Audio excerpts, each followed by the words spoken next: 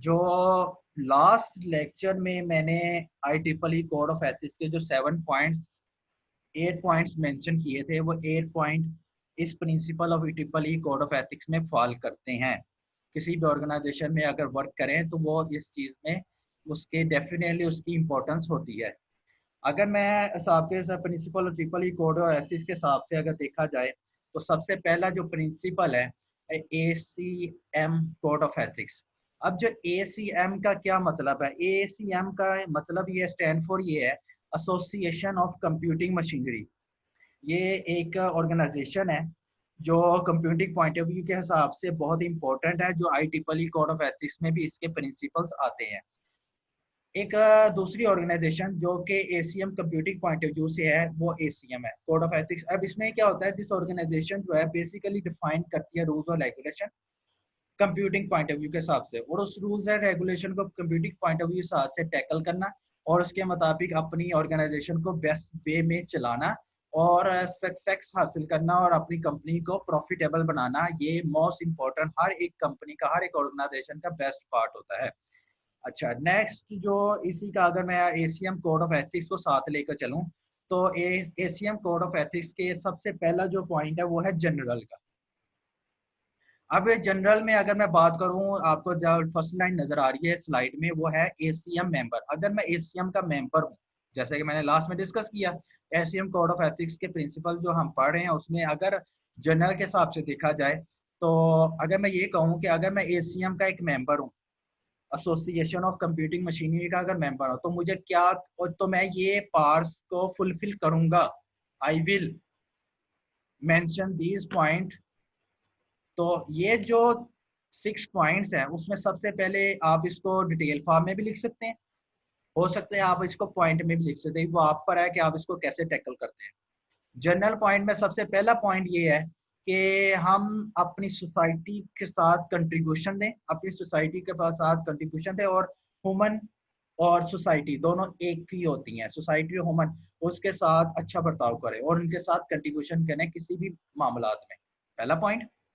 और दूसरों को नुकसान पहुंचाए बिना अपना रूल्स एंड रेगुलेशन के मुताबिक काम करें। ये ऑर्गेनाइजेशन की बात हो रही है और ACM के मेंबर के तौर पर काम बात हो रही है। तो अगर ये 6 पॉइंट उसमें फॉल करते हैं तो देन वो ACM का मेंबर है और ये 6 पॉइंट को फॉलो करेगा। अगर इसमें से एक पॉइंट भी मिसप्लेस हो गया तो वो इस ACM मेंबर से बाहर निकल जाएगा। पहला point, contribute to society and human wellbeing. दूसरा कि आपने दूसरों को नुकसान बनाने से उनसे अवॉइड करना चाहिए। तीसरा, अपने काम के साथ और अपनी ऑर्गेनाइजेशन के साथ बी ऑनेस्ट और ट्रस्ट वर्थी होना चाहिए। नेक्स्ट में पॉइंट नंबर 4 में अगर जनरल के हिसाब से देखा जाए तो अपने जो भी किसी किस्म के जो डिस्क्रिमिनेट के मामलात हैं उसमें अगर किसी किस्म का कोई एक्शन नहीं होना चाहिए, यानी कि वो एक्शन किस फॉर्म में, मैंने लास्ट टाइम आपको बताया था, वो गवर्नमेंट इन्फ्लुएंस हो सकता है, वो अदर पार्टीज का इन्फ्लुएंस हो सकता है। तो अपने काम के साथ फेयर रहें और किसी किसी के एक्शन पर किसी किस्म का डिस्क्रिमिनेट पॉइंट ऑफ व्यू से नहीं होना चाहिए।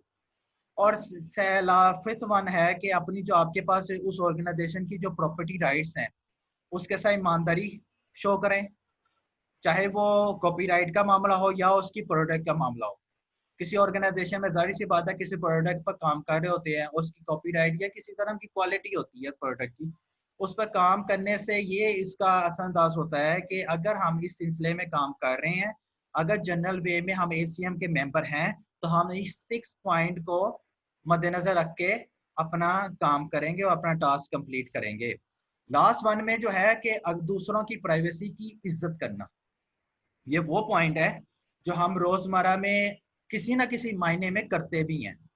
लेकिन अगर इस 6 पॉइंट को माइंड में सेट कर लिया जाए और ये सेट कर लिया जाए, अगर मैं ACM का मेंबर हूँ और जनरल पॉइंट ऑफ व्यू से मेरी क्या रिस्पॉन्सिबिलिटीज है, वो ये 6 पॉइंट में फॉल करती है। One thing. सेकेंड पर अगर मैं आपको ये बताऊं कि जनरल वे में आपके पास ये रिस्पॉन्सिबिलिटीज है 6 है।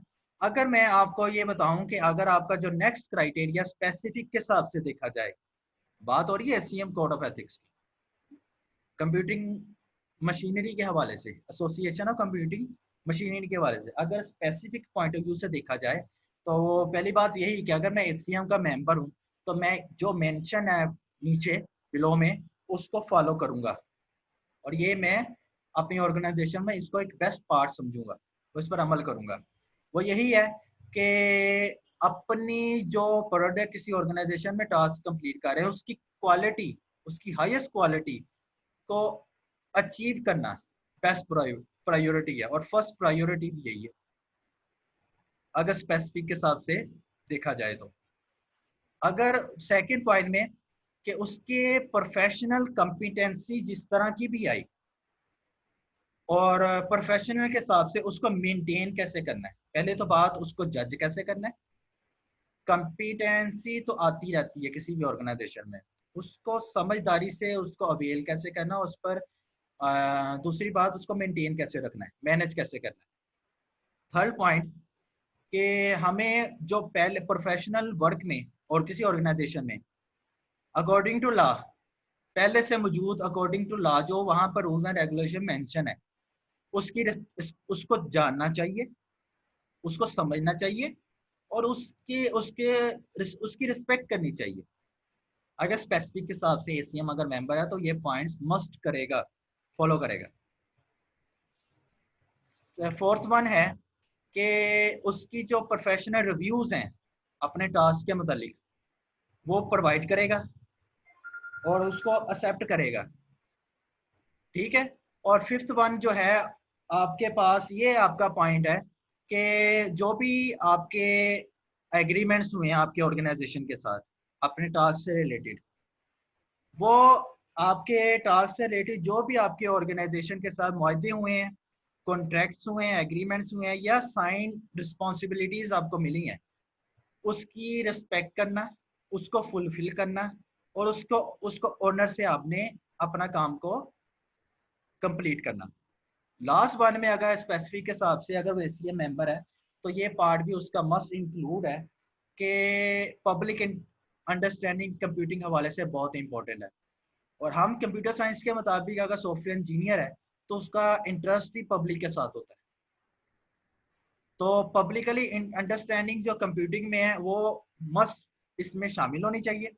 ये principle IEEE code of ethics के सेकंड पॉइंट था। पहला पॉइंट मैंने जनरल व्यूज के हिसाब से बताया, principle IEEE code of ethics में एसीएम मेंबर का। फिर उसके बाद आपको मैंने सेकंड बताया स्पेसिफिक के हिसाब से, उसके 6 पॉइंट ये फॉलो करते हैं। मैं फिर रिपीट करता हूँ कि आप पॉइंट्स में लिखना चाहें लिख लें, डिटेल में लिखना चाहे इसी को डिटेल में बना लें, तो आपका कंटेंट कंप्लीट हो जाएगा। नेक्स्ट आपके पास अगर ऑर्गेनाइजेशन की फॉर्म में देखा जाए ACM member code of ethics के हिसाब से, अगर वही फिल बात अगर मैं एसीएम मेंबर हूं तो नीचे मेंशन जितने भी मेंशन पॉइंट्स है वो मैं उसका जिम्मेदार हूंगा और मैं उसको फॉलो करूंगा। उसमें पहला पॉइंट ये है कि manage the personal and resource to design and build information system that enhance the quality of working life. मैं उसके तमाम जो रिसोर्सेज है डिजाइन के और किस जो भी पर्सनल काम है उस ऑर्गेनाइजेशन में अपने टास्क के रिलेटेड उसको बेहतर से बेहतर बनाऊंगा ताकि उसकी क्वालिटी बेहतर हो और उसकी वर्किंग लाइफ बढ़े। पहला पॉइंट ऑर्गेनाइजेशन के तौर पर अगर सोचा जाए तो ये मस्ट ऐसे ही सोचा जाता है। सेकंड पर जो ऑर्गेनाइजेशन का जो सेकंड पॉइंट है उसमें ये है कि यूजर की जो नीड्स हैं, जरूरियात हैं, उसको मस्ट उसकी जो जितनी भी रिक्वायरमेंट्स उसको फुलफिल करें। एम्प्लॉयज की यूजर कर लें या एम्प्लॉयज कर लें, एक ही है कि उनकी जो जरूरियात है उनको मस्ट नीड करना चाहिए। अगर यूजर की रिक्वायरमेंट सारी फुलफिल हो रही हैं तो वो आपके टास्क के साथ भी फेयरनेस शो करेगा। किसी किस्म की लैक नजर आई तो वो अपने टास्क से भी थोड़ा सा हटेगा, और दूसरा आपके टास्क में भी प्रॉब्लम क्रिएट हो सकती है इस सेंस में भी। थर्ड वन है कि सपोर्ट करना पॉलिसीज जो हैं मेंशन है आपके रूल्स एंड रेगुलेशन में, जो भी पॉलिसीज आप मेंशन की हुई हैं, और उसकी एक तो कंप्यूटर सिस्टम के हवाले से जो भी यूजर इफेक्ट करता है उसकी प्रोटेक्शन प्रोवाइड करना और उस पॉलिसी को सपोर्ट करना, खुद भी फॉलो करना और दूसरों से फॉलो करवाना भी। ये इंपॉर्टेंट पार्ट है किसी ऑर्गेनाइजेशन का, as a managerial point of view से, as a big member in that organization. Last one इस ऑर्गेनाइजेशन के हवाले से वो ये है कि अपॉर्चुनिटी मेंबर्स के लिए किसी भी ऑर्गेनाइजेशन में ये अपॉर्चुनिटी जरूर क्रिएट करना कि वो उस ऑर्गेनाइजेशन में दिए गए प्रिंसिपल्स को सीख सके। मैंने लास्ट लेक्चर में बताया कि लर्निंग का प्रोसेस कभी एंड नहीं होता, तो उस प्रिंसिपल को सीख सके उस ऑर्गेनाइजेशन के, और उस कम्युनिटी सिस्टम के जो लिमिटेशंस हैं उसको भी मद्देनजर रखे। अब आपको principle of triple I code of ethics में जो मैंने 3 पॉइंट्स बताए, उसके 3 पॉइंट्स में पहला पॉइंट ऑफ व्यू मैंने बताया जनरल व्यू के हिसाब से अगर एसीएम मेंबर है। सेकंड मैंने बताया स्पेसिफिक के हिसाब से। थर्ड मैंने बताया ऑर्गेनाइजेशन के हिसाब से। और लास्ट वन है कंप्लायंस के हिसाब से। अब ये कंप्लायंस के हिसाब से क्या चीज़ है, अगर वो एसीएम का मेंबर है तो वो डेफिनेटली इन नीचे जो प्रोवाइड ऑप्शंस हैं उसको फॉलो करेगा। जैसा कि कंप्लायंस के तौर पर uphold and promote the principle of this code. आपको IEEE कोड ऑफ एथिक्स के मुताबिक जो आपको रूल्स एंड रेगुलेशन दिए गए हैं, जो आपको प्रिंसिपल पर काम करने की इजाज़त दी गई है, उसको प्रमोट करना और उसकी हमायत करना, यानी कि अपहोल्ड का मतलब है हमायत करना, उसको साथ लेकर जाना। एक ये कंप्लायंस में आता है। सेकंड में अगर उस कोड के अगेंस्ट किसी किस्म की वायलेशन होती है तो उसको एसीएम मेंबरशिप के साथ किस तरह कंसिस्टेंसी के तौर पर साथ लेकर जाना है ताकि किसी किस्म का वायलेंस ना हो। ये थे principle of code of ethics के कुछ पॉइंट्स, जिसमें एक जनरल था, जिसमें एसीएम पॉइंट ऑफ व्यू से जनरल था, स्पेसिफिक था, ऑर्गेनाइजेशन के हिसाब से था, और लास्ट में कंप्लायंस के हिसाब से था। ये हो गया आपका topic complete, principle of IEEE code of ethics. और इसके अलावा बाकी जितने भी आपके पॉइंट्स हैं जो प्रोफेशनल प्रैक्टिस के हिसाब से है, आपका फर्स्ट टॉपिक जो फर्स्ट कंटेंट है वो ऑलमोस्ट खत्म हो चुका है, जिसमें डिटेल प्रोफेशनल प्रैक्टिस की बताई, उसमें एथिक्स का बताया, उसके करेक्टरिस्टिक्स का बताया, कोड ऑफ एथिक्स कौन से होते हैं, फिर उसके बाद IEEE कोड ऑफ एथिक्स का बताया, फिर उसके बाद आपका principle of IEEE code of ethics के एग्जांपल के साथ बताए। अब आपको एक इस चैप्टर को या इस टॉपिक को एंड आपका एक कंटेंट को खत्म करने के बाद मैं कुछ एग्जांपल्स आपके सामने रखता हूँ। अब उस एग्जांपल को आपने क्या करना है, केसेस आपके पास सामने, केसेस ऑफ जनरल लाइफ के आपके पास मैं रखूंगा और मेंशन हो गए कि इसके अगेंस्ट आप एथिकली क्या परफॉर्मेंस आपकी होती है, आपके पहले माइंड में सिक्स सेंस इसके बारे में क्या कहती है, ताकि आपको जो पहला मैंने कंटेंट पढ़ाया है जितना भी उसका डिटेल पॉइंट बताइए प्रोफेशनल प्रैक्टिस का, वो क्लियर हो जाए एथिक्स के पॉइंट ऑफ व्यू से। नेक्स्ट टॉपिक हमारा चेंज हो जाएगा, उससे पहले पहले कुछ केसेस रख देते हैं जिसको आप सोचिएगा, इस तरह के केसेस भी आ सकते हैं, उसका आंसर आपको डिटेल फॉर्म में कैसे देना है। अगर आप एथिक्स के पॉइंट ऑफ व्यू से चलेंगे तो आप इजीली आंसर दे सकेंगे। अच्छा, तो पहला कि अगर एक अहमद एक लड़का डाटा प्रोग्रामर है और वो किसी प्रॉब्लम में अब उसने अपने आप को स्ट्रक कर लिया, यानी कि वो किसी प्रॉब्लम टास्क को कंप्लीट कर रहा था, उस टास्क में कोई प्रॉब्लम आ गई, उसको याद आया कि उसका एक को वर्कर था, उसने सुना हुआ था उस काम के अगेंस्ट एक उसने सोर्स कोड रखा हुआ था। उसने क्या किया, उसने उसकी स्टडी की, कोर्स की, सोर्स कोर्स की, और उसको अप्लाई कर लिया, यहाँ तक कि उसने अपना प्रोजेक्ट भी कंप्लीट कर दिया। लेकिन एक उसने काम किया, उसने उसको बताया नहीं, किसी को भी नहीं बताया। तो मेरा क्वेश्चन आपसे ये है कि did Ahmed is on right by ethically और not with ethically point of view? Give proper answer about this question.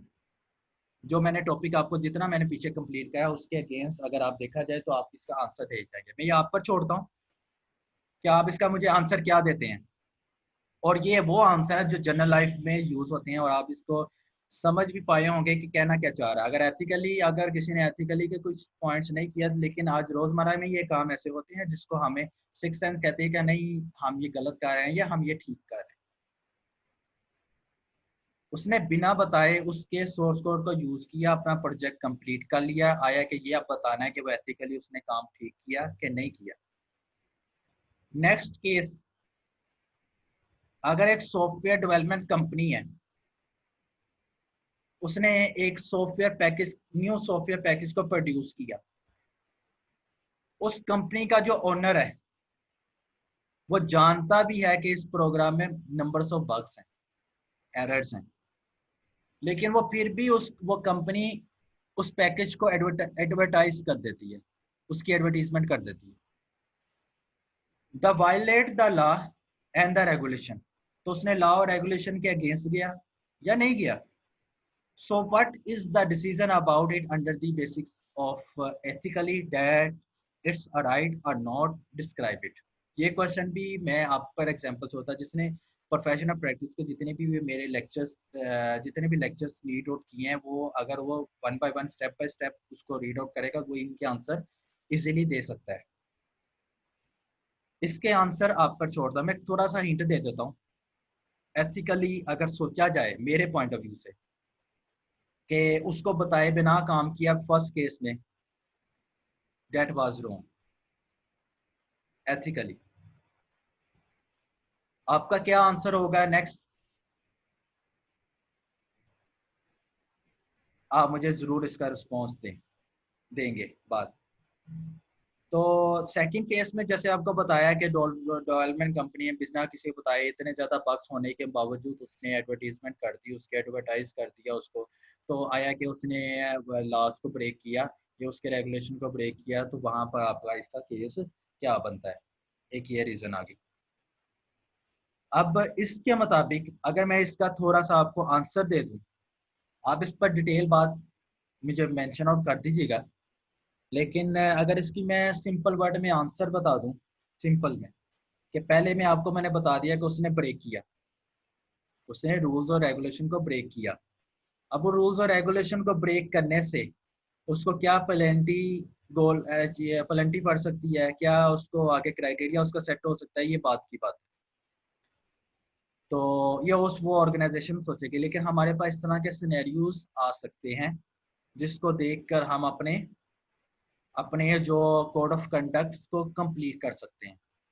और इस केस में जो आपके स्क्रीन पर शो है, एक सॉफ्टवेयर डेवलपमेंट कंपनी जो है, अगर एक पैकेजेस सॉफ्टवेयर को प्रोड्यूस करती है और जानती भी है, उसका प्रेसिडेंट भी जानता है कि इसमें बहुत से प्रोग्राम्स में बग्स है या एरर्स हैं, तो फिर भी अगर वो इस केस में कंटिन्यू रखे, तो क्या आया कि वो वायलेट कर रहा है रूल्स और रेगुलेशन को या नहीं? डेफिनेटली कर रहा है, और इसको इसकी पेनल्टी भी पड़ेगी। किसी भी केस में कोई इस पर यकीन कर लेता है किसी हिसाब से, तो किसी हिसाब से यकीन करके इसको आगे वर्क दे देता है, तो वर्क के तौर पर एक वो भी जिम्मेदार और उसका ओनर भी जिम्मेदार। तो इस क्राइटेरिया पॉइंट ऑफ व्यू से मुताबिक मैंने आपका पहला कंटेंट कंप्लीट कर दिया, उसके केसेस दो बता दिए, और भी बड़े केसेस बन सकते हैं, सोचिएगा कोई बनाइएगा, जो अगर उसके अगेंस्ट कोई क्वेश्चन हो तो पूछ लीजिएगा, मेंशन आउट कर देगा। नेक्स्ट टॉपिक जो हमारा ऑर्गेनाइजेशन, जो हमने नेक्स्ट क्लास में इंशाल्लाह नेक्स्ट लेक्चर में हम रीड आउट करेंगे, वो ऑर्गेनाइजेशन के बारे में होगा। ऑर्गेनाइजेशन का पूरा टॉपिक है, ऑर्गेनाइजेशन का स्ट्रक्चर, ये मैं नेक्स्ट लेक्चर से स्टार्ट करूंगा।